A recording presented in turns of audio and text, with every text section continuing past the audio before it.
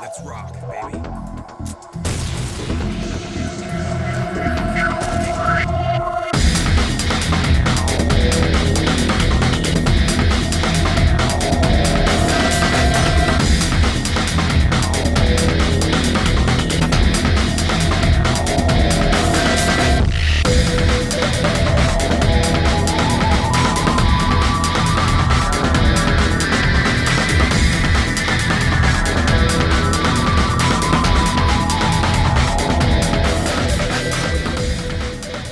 Devil May Cry.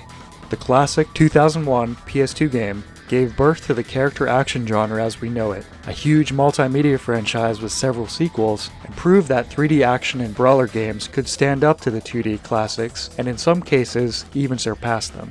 The first game in the series has always been my personal favorite, and that primarily lies with the game's fantastic presentation, cohesive world design, and atmosphere. On a gameplay level, the third game onwards refined and innovated the formula to greater and greater heights, but as far as a complete experience goes, the first game has yet to be topped for me. There always seemed to be a greater emphasis on environmental storytelling and atmosphere in the first game, from the moody gothic environments, frequent use of dark ambient music, and the overall pacing of the experience. A few years ago, I learned that Devil May Cry began life as the first iteration of Resident Evil 4, a game that coincidentally went through 4 drafts before the 5th was finally released as the finished game. The initial project, which later became Devil May Cry, was significantly far into development before the decision was made to retool it into a new title.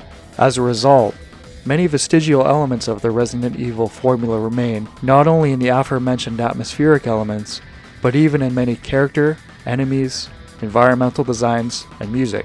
Like most games in the Resident Evil series, Devil May Cry 1 has a cool balance of effectively creepy in-game ambience and amazingly cheesy moments and dialogue in its cutscenes. Whoa, slow down, babe. Having recently dug much deeper into this topic, I found loads of additional interesting material showcasing the massive amount of work that went into not only the initial conception of what began as RE4, but the elegant and clever ways that said material was repurposed and redesigned for the new setting of Devil May Cry.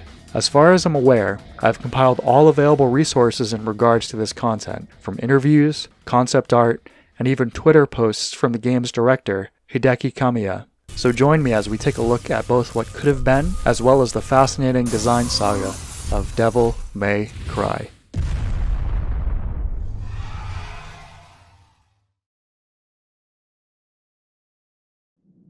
As mentioned, Resident Evil 4 had a long, protracted development, with, coincidentally, 4 different game concepts that were eventually cancelled or retooled before the final product was released. There was the initial attempt, which became Devil May Cry, the second and third attempts showcased in fascinating early trailers, and a fourth, more traditionally zombie-focused game that was never shown to the public before being cancelled and restarted again.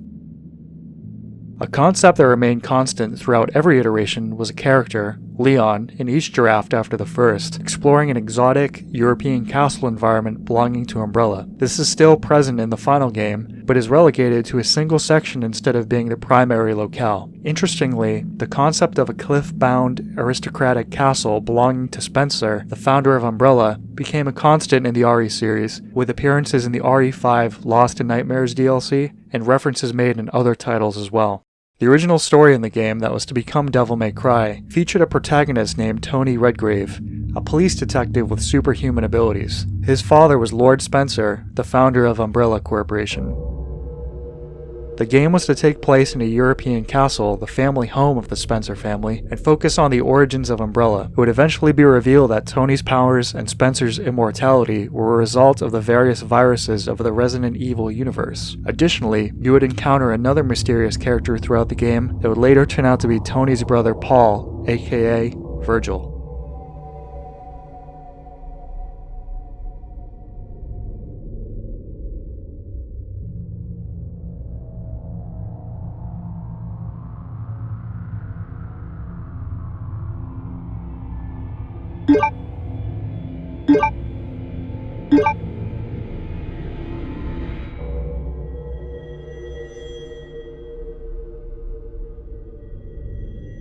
The story would have taken place over a very long period of time and would have culminated in Tony taking control of Umbrella. It was written by Noboru Sugimura, an author who had previously worked with Capcom on Resident Evil 2, being brought on board as part of the overhaul of the infamous 1.5 prototype, itself another long-coveted lost example of the Capcom refinement process. This was drawn at the time the game was a bio title. At that time, the setting was that Dante was a detective with this kind of image. Thinking about it now, this detective Dante also has a spirit you don't have to try to see. You think the image of Dante as having guns and swords is quite strong, but at first he didn't carry a sword on his back. Because a detective with a sword on his back, surely such a thing doesn't exist. The initial design for Trish originated with a sidekick character for Tony/Dante. You can see certain design elements that were gradually emphasized through refinement, such as the jagged zigzag design on her chest, carrying all the way through into her final design in the release game. In the final game, Virgil's appearance is limited to his incarnation as Nero Angelo, and the connection with Dante is fairly minimized outside of the brief interactions they have following their first and third encounters, where their family connection is revealed. Interestingly, the significant amount of design work done for Virgil and his initial human designs and relationship with Dante were preserved and utilized later for Devil May Cry 3. As opposed to Dante who wields guns, I thought of making his older brother Virgil a character with a Japanese sword.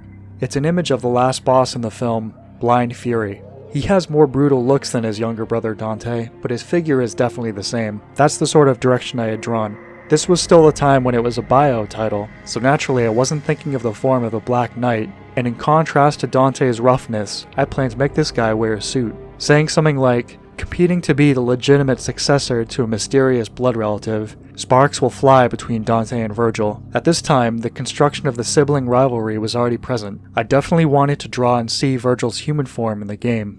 One of the most interesting pieces of cut content was the initial antagonist in the prototype, Tony's father, Count Spencer, founder of Umbrella.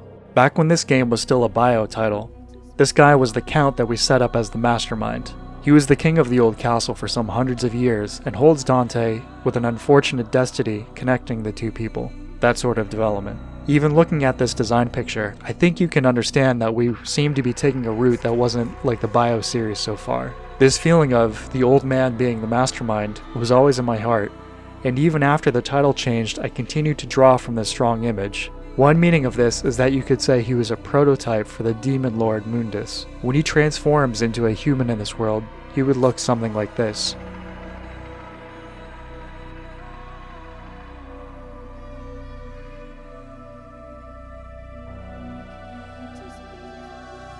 In the final game, upon completing the hard mode difficulty, you unlock the legendary Dark Knight mode, allowing you to play as Sparta, Dante's father. However, this is an example of repurposing prototype content. This character model was originally designed as an older version of Tony/Dante. The scenario back when this was a bio title was that we planned not to finish with one story, but to have something on a grander scale, with time progressing in each part. For this design sketch, the protagonist Dante was drawn after several decades when he would appear again, more dignified. It may have already pinged for the Sharpie people that this became the basis for the legendary Dark Knight costume in the actual game. Development for the game began with your usual assortment of pre-production work, but a key element for this title involved the usage of reference photography for texture and design work, something that had been incorporated in earnest to game design around the time of the advent of 3D and texture mapping. The development team traveled to the UK and Spain for research and reference photography. Character model artist Soaki Takayasu tells a story. The time when I went on a research trip abroad is a good anecdote. The PS2 isn't a system that can produce a ton of polygons, so even with the full CG, you want to keep the model data that has to be read to a minimum. This can be done by shaving down the polygon models and using textures, but that of course requires good textures. The goal at the time was realism, so the ultimate textures actually came from photographs. Old European castles was a big theme in the game, so we needed pictures of those old castles. I was still new at the time, but without even thinking about the budget, I blurted out, well, why not just go and take some pictures? The person in charge of the backgrounds in DMC definitely preferred to take pictures, so we pushed for the idea, which is how the trip became a reality. We tested this process by first trying to build Osaka City Central Public Hall, a cultural landmark in Japan. We took photos of the hall and pasted them as textures onto the CG model. It was a huge success. With this sample backing us up, The team was on board with the idea of a research trip to Europe, so I brought the proposal to Shinji Mikami. "Great, you do it," he said, and suddenly I found myself going abroad for research within my first 6 months at the company. It was an age where we were aiming for realism, but couldn't use polygons to do it. Going on that research trip with Kamiya was an unforgettable experience. I joined a great company, went on this amazing trip, acquired some quality materials, and got to use them in the world's best game. That was how I saw my own personal success story at the time, and every step along the way was thanks to Capcom. We set out on an 11-day trip to England and Spain to photograph Gothic sculptures, weathered and mossy, realistic, or rather real, brick walls, cobblestones, and doors. I think that the materials that I got after hard work and the experience of being exposed to the European atmosphere have had a wonderful effect on the game.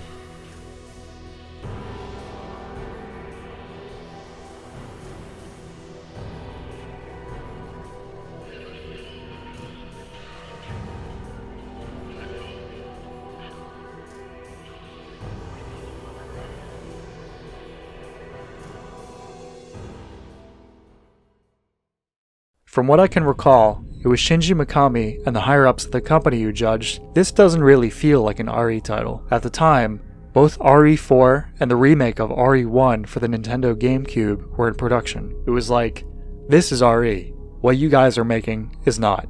I remember Kamiya angrily saying in a meeting, "I told you guys not to use zombies." After this, the game was initially called Carnival. Kamiya was adamant that it be Carnival with a K, not a C. He was always saying, "The K makes it cooler." The protagonist of Carnival was Tony Redgrave. He was the original incarnation of Dante. They're basically the same, except that Tony didn't have a sword. I thought I'd give it a good name for the original title, but it's hard to decide because none of them are decisive. After thinking hard, Devil May Care was selected as the first candidate. In the sense of daring and don't care, it's perfect for the rough image of Dante.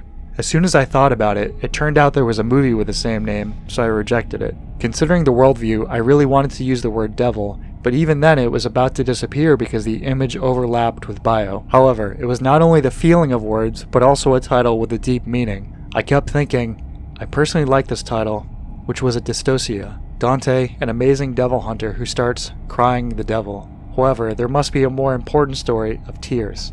The names of the main characters are borrowed from the epic The Divine Comedy, written by the Italian poet Dante. First of all, the main character Dante is as it is. The poet Dante appears as the main character in the Divine Comedy. Next is the mysterious blonde beauty Trish. Originally named Beatrice, she also appeared in the Divine Comedy. It seems that there was a woman who became a model in the private life of the poet Dante. Beatrice is long, so I shortened it like a nickname. Dante's older brother, Virgil, is named after Virgilius. Although it is the name of an ancient Roman poet, he also appears in the Divine Comedy. Nero Angelo, the nemesis knight of the demon world, appears in the Divine Comedy with the same name. The name means Black Angel and is a demon who serves the demon king of hell. Dante's villain, the demon emperor Mundus, is a Latin word for universe. Since he is the great emperor of the demon world, I give him a big name. Dante's father, Sparta, touted as a legendary sword fighter, is taken from spada, which means sword in Italian. It's hard for Americans to pronounce, so I put an R in to make it Sparta. The main character, Dante, is said to be half human and half devil, so I searched for something with a mysterious sound rather than the kind of name we usually hear. If it has the same name as a famous poet, it's dignified enough, so I like it a lot.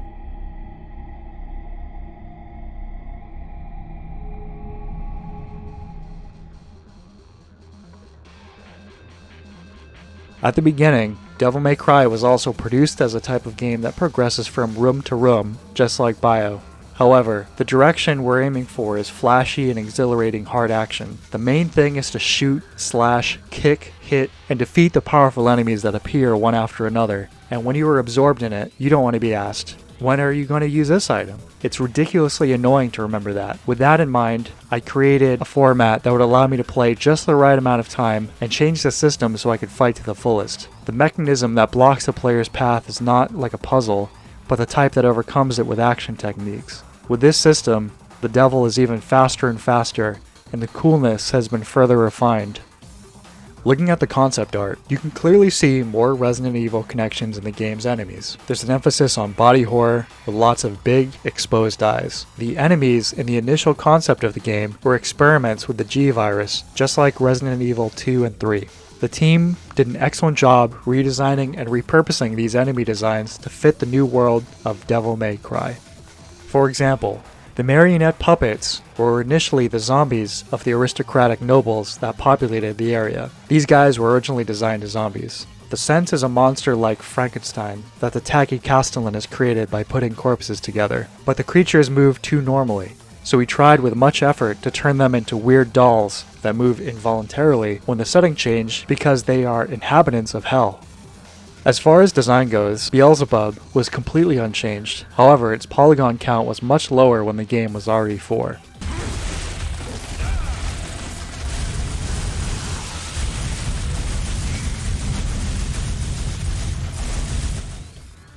The same goes for Blade, minus the armor, who was originally a hunter for RE.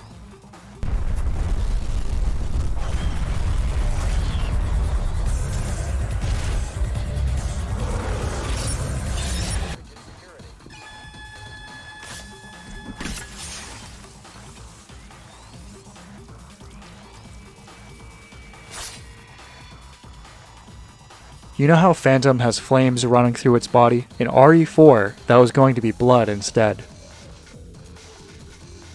Also, if you just make Griffin a bit more ragged looking, that's basically his RE4 design. As soon as we switched to DMC, we were told to patch up our monsters. Give them some first aid, if you will. They were originally zombie-like creatures, so we had to extract that zombie virus and make them healthy again. The most powerful monster that appears at the end, Nobody. This is a hangover from the Biohazard 4 times, and the design is a bit gross. Those tattoos appear on the body since they were created as ancient men who turned into monsters under the influence of a virus. We asked them to design the image of an ancient civilization for fetish as well. The name, Nobody, comes from the previous setting of unnamed warriors mutate from the virus, minds slip away to the point that only combative instincts remain, and have existed for hundreds of years. Nightmare's design stayed the same, but the concept arts note that he was originally fought in something called Stage 5 Missile Silo. This is speculation, but was this fleshy bat enemy converted into the electric form we see in the final game? Maybe another example of reusing an AI routine and animations? Here are some more abandoned enemies. You can clearly see the Resident Evil style design.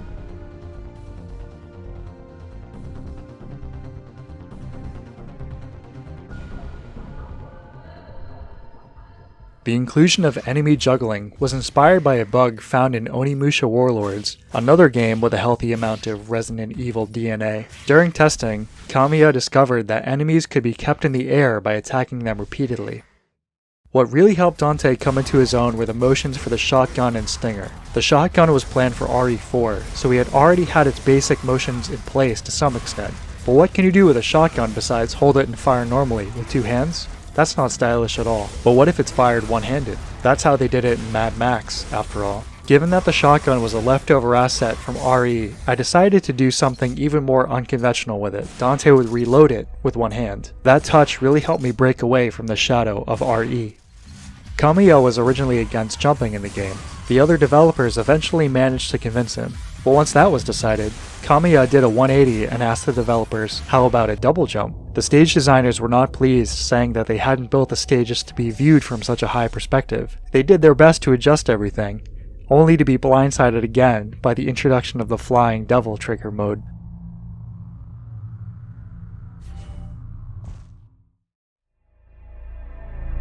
The soundtrack to the first Devil May Cry is easily my favorite in the series. It was primarily produced by Resident Evil series regular Masami Ueda, with additional contributions from Masao Senbunji and Masato Koda. Given that a large portion of the music originated when the game was Resident Evil 4, it's easy to tell why the atmospheric tracks are so emphasized and developed compared to later games in the DMC series. One of my favorite songs from the game is the main castle theme, heard shortly after starting. The descending piano chords and ambient synthesizer drones are effective at establishing a spooky atmosphere, but the piece doesn't really stand out until around 54 seconds in, when a ghostly orchestral piece begins drifting in and out of the track.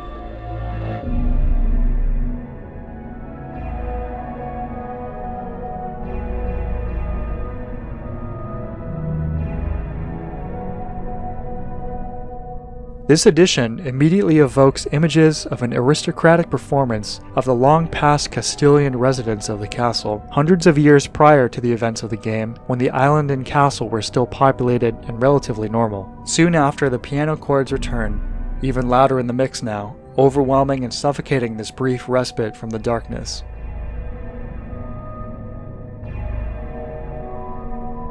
These two elements continue to weave as a third element is introduced, a sample from Pandora's Toolbox, a dark ambient CD produced by David Torn for the purposes of sampling, specifically from a track called To Burble and Pine.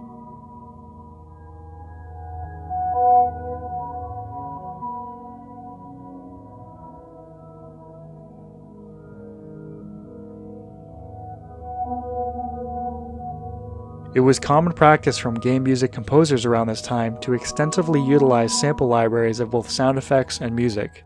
The same piece was sampled again by Shusaku Uchiyama and Masayo Senbonji for the merchant theme in the released version of Resident Evil 4. As well as an unused track from Silent Hill Origins by Akira Yamaoka.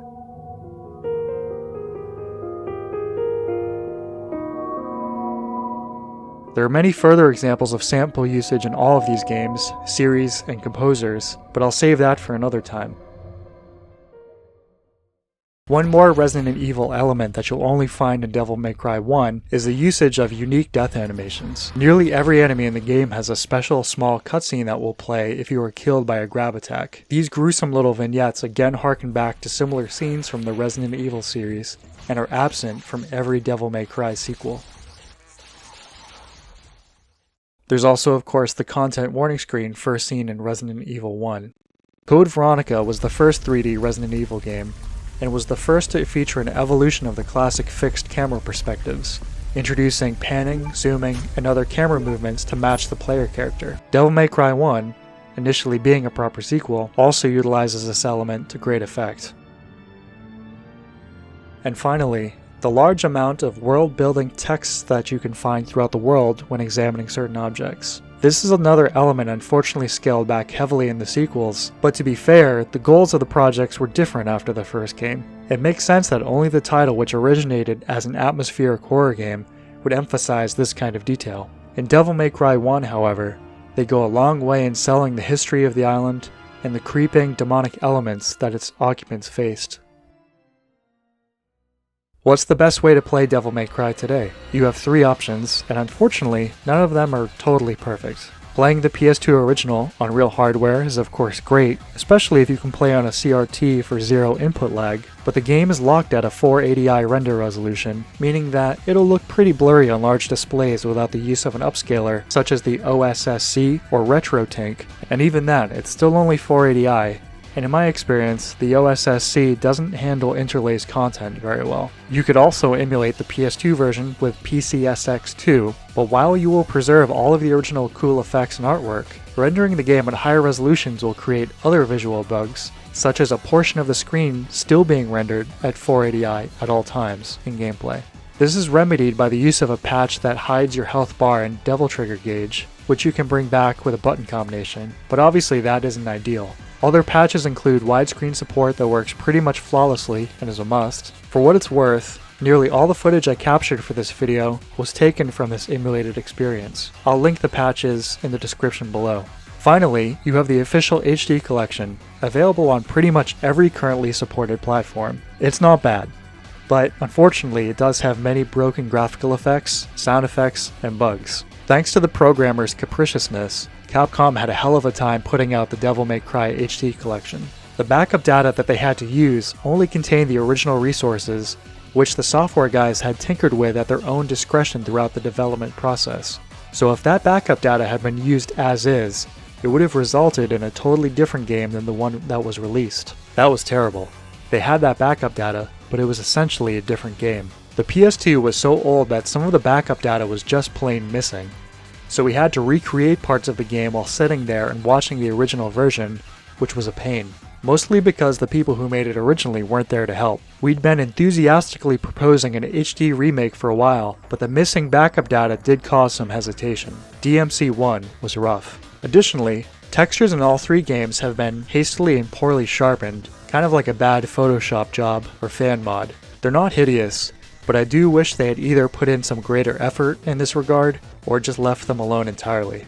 Again, it's not a total mess like something like the Silent Hill HD collection, but definitely an underwhelming effort considering the legacy of this series. Ultimately, I would recommend playing Devil May Cry on either real hardware on a CRT or upscaler, or failing that, the HD collection. It's not perfect, but it is about 90% of the way there. It's crazy to think about how many ideas, projects, and even franchises were born out of the Resident Evil 4 design process. Not only were certain design elements used for the final game, which is one of the most beloved titles of its era, but certain concepts continue to be used as recently as RE Village. Of course, perhaps most notably, the initial draft led to Devil May Cry, a huge franchise in its own right. Soon after, director Hideki Kamiya left Capcom after the development of Devil May Cry 1, which led to the Bayonetta series. The character action genre as we know it would not exist without Devil May Cry. God of War, the revival of the Ninja Gaiden series on Xbox, and more. There were lots of additional cool bits of info, funny anecdotes, and general stuff worth checking out in the Devil May Cry 3142 graphics arts book. I'll link it in the description below. Additionally, if you're looking for more in-depth analysis of the game and specifically its design and mechanics, I would definitely recommend watching Matthewmatosis' video on it, as well as the rest of his channel. He's one of the best on YouTube for that kind of content. I'll link that too. Devil May Cry 1 is a classic game that is still worth checking out for not only its aforementioned killer atmosphere, but also the still extremely fun gameplay, as well as significance in the development of the 3D action game. The series celebrates its 20th anniversary this year, with the excellent DMC5, released in 2019, getting the series back on track after the controversial and questionable reboot from 2013. It's probably only a matter of time before we get a 6th game. I know that the gameplay will undoubtedly be fantastic, but my greatest hope for another potential sequel would be Capcom taking a good look back at the original and recognizing its many strengths and top-notch atmosphere. It seems like a perfect opportunity now to revisit and reintroduce material from Dante's, the poet that is, Inferno. What a better way to bring the series full circle than to revisit the material that the original game's identity ultimately grew out of. In any case, I want to say thank you to Hideki Kamiya and the entire Devil May Cry 1 team for such a killer game, Capcom, and Shinji Mikami for believing in them and letting the project become its own thing instead of just scrapping the work done. A huge thanks as well goes to the members of the ProjectUmbrella.net forum for consolidating lots of cool and interesting information that was used in this video. Thank you very much to my subscribers for patiently waiting for this video. I really appreciate the support, and hopefully the next one won't take so long. And finally, thank you for watching. It looks like we have a winner. Jackpot.